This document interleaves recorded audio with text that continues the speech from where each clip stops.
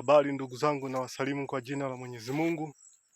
Mbele yenu nawaonesha mimea hii kama nyavunyavu hii, kama unaiona. Mmea huu sisi tunaita mlangamia. Kijina lenu nyinyi mnajua wenyewe, inakuwa kama vimejifunga funga vinyavu hivi.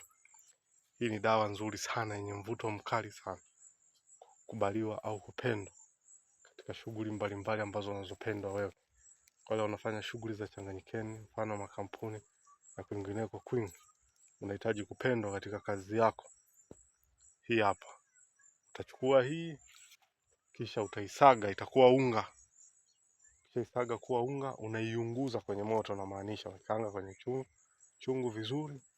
Hii utatumia kuchanganya na mafuta yako ya kujipaka, hasa losheni.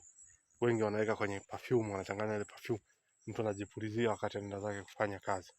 Hakika katika shughuli mbalimbali za vipato, uhitaji wa mambo mbalimbali, utafanikiwa au kupendwa. Ukihitaji biashara, ukihitaji kuvuta wateja, changanya katika perfume, pulizia nguo zako, vaa kwa uwezo wa Mwenyezi Mungu. Inshallah utafanikisha jambo lako.